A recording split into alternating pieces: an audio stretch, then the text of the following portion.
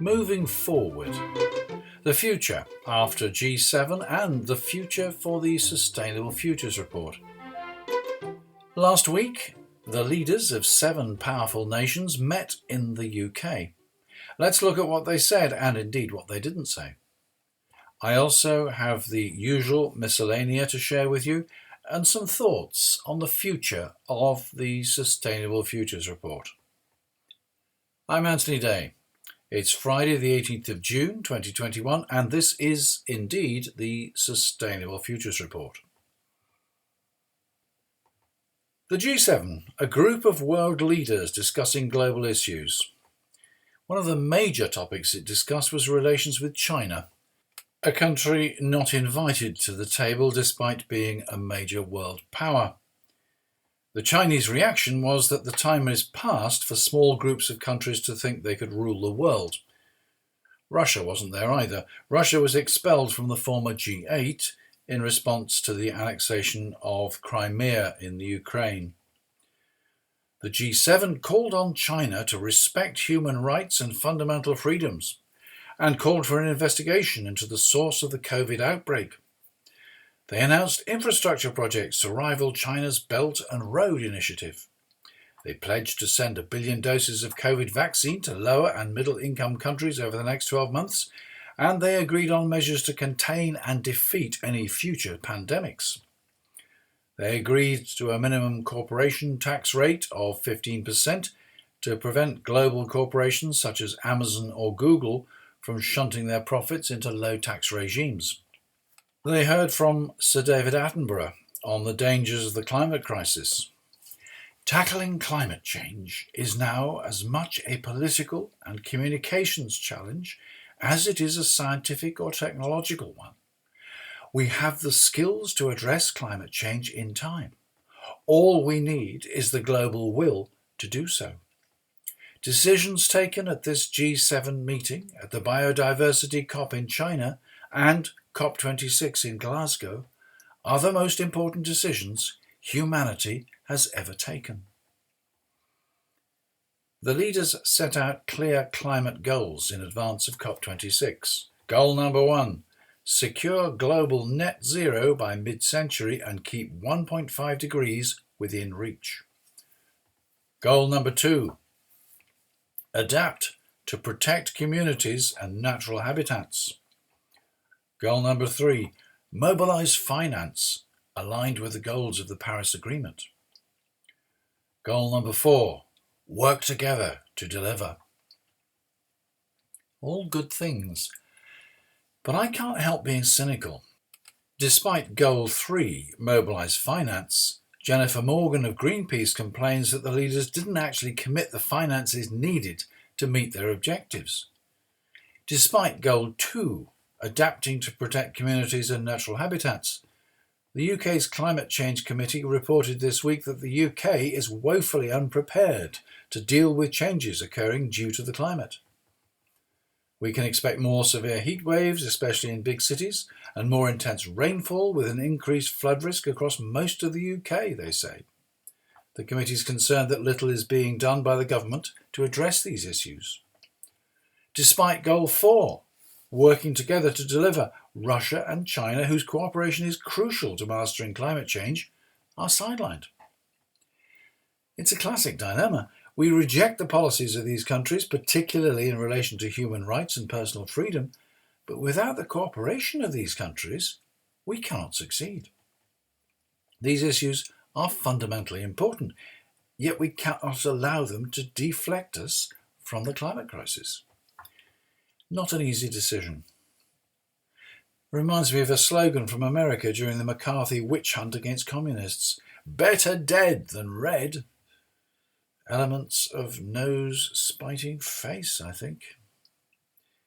Going back to the climate, the Road to COP document seems to me to be deferring climate decisions to COP26 in November. Already a year late. And we don't want decisions, we need actions. Now. And in other news, tiny forests. Volunteers in Nottinghamshire are planting a tiny forest. They're planting tree saplings but putting them very much closer together than normal. Apparently, this makes them grow faster and they absorb 30 times as much carbon dioxide as a traditional forest. It's not clear how big these trees will grow or indeed how long they'll live. I personally would think that certain species will come to dominate and they'll grow into large trees with much the same spacing as a forest. A similar forest plant was planted in Witney, Oxfordshire last year, and others are planned across the UK. The key, of course, is what happens to the wood when the tree dies or is cut down. If the timber can be used for furniture or building, then it could have a life of a century or more, locking up the carbon. On the other hand, if the growth is scrubby, there's little that can be done with it, and it'd be tempting just to burn it to get it out of the way, and of course that would just release all the stored CO2. I'll try and find out more for a future episode. The charity Earthwatch are involved in this, and there's a link on the website, which of course is sustainablefutures.report. Turning to plastic waste. It's important to save the planet from the consequences of the climate crisis, but it's also important to keep it clean and tidy and somewhere nice to live. Pollution is a sad fact of modern life. And an article in the journal Nature Sustainability says that plastic items from takeaway food and drink dominate the litter in the world's oceans, according to the most comprehensive study to date. Single-use bags, plastic bottles, food containers and food wrappers are the 4 most widespread items polluting the seas, making up almost half of the human-made waste. Since lockdown, we've been having a takeaway meal most Friday nights, partly to support the restaurants that we might have gone to before the pandemic. It's eye-opening to see how much is delivered in single-use plastic. We do find a use for some of the plastic boxes, and we are certainly careful to recycle those which we don't use. If you multiply that by all the other people who have takeaway meals, and those who have takeaway meals several times a week, it makes you realise that the problem is immense. Full marks to those restaurants using paper and cardboard containers, which can still be litter but at least degrade and cause less damage than plastic. The researchers say this study helps inform urgently needed actions to manage the production, use and fate of the most polluting human-made items on our planet, but the challenge remains substantial. It's not something that seems to have been directly addressed at the G7 event and probably won't be addressed at COP26 either.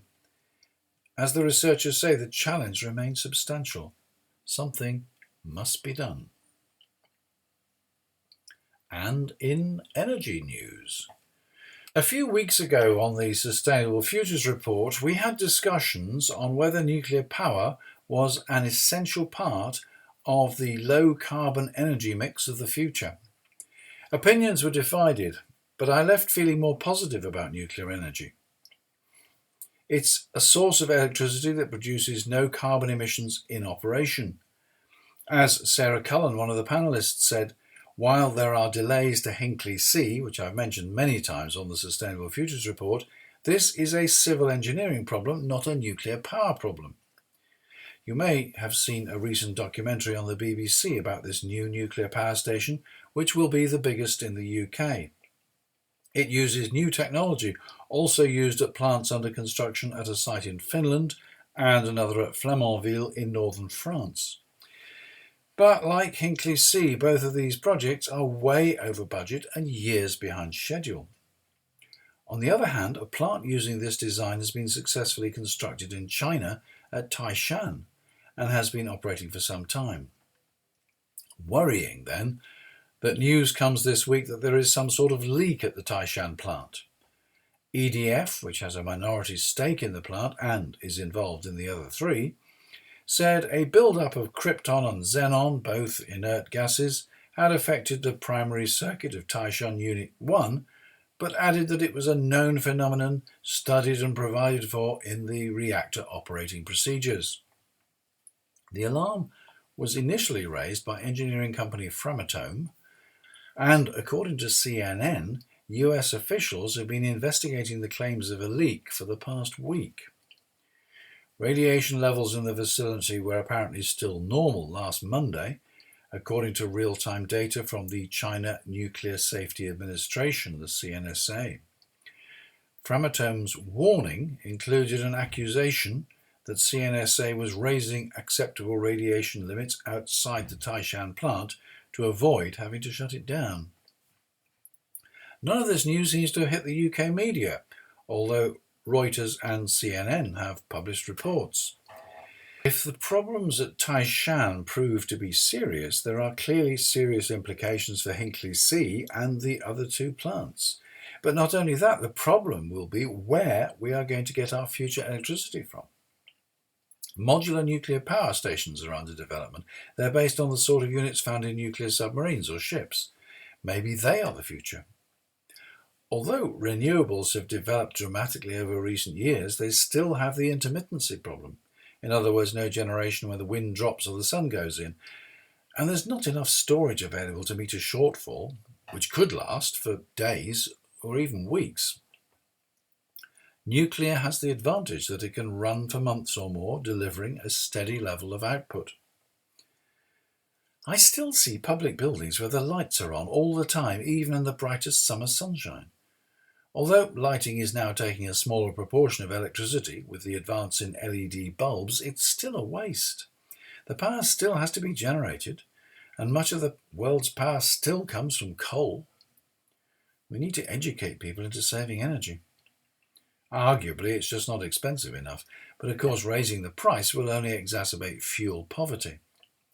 Nevertheless, we do need to face the fact that unless we can solve this generation problem, power cuts will be inevitable.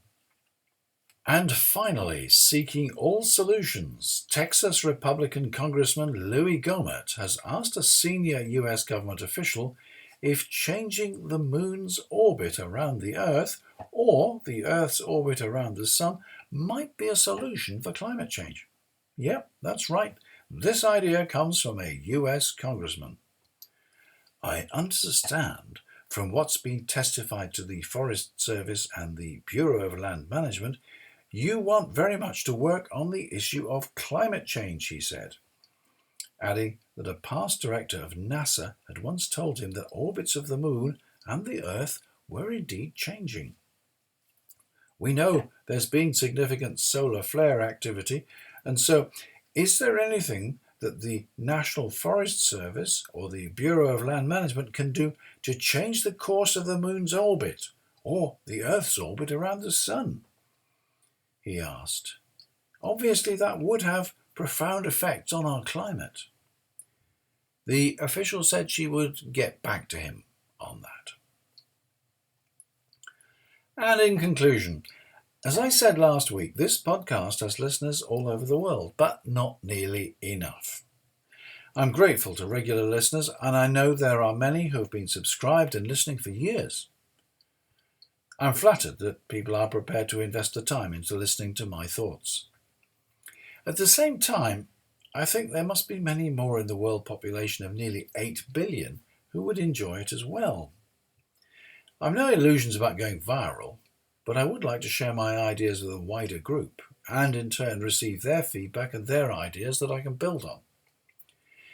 For this reason, I've decided not to produce an episode next week, but instead to use the time to research ways of promoting this podcast and to prepare a marketing plan. When I say marketing, I'm not trying to make money out of the podcast.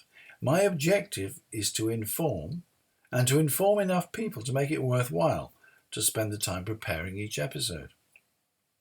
Your thoughts and suggestions, as always, are most welcome. I'll be back next month. Go out and enjoy the sunshine. I'm Anthony Day. That was the Sustainable Futures Report. Until next time.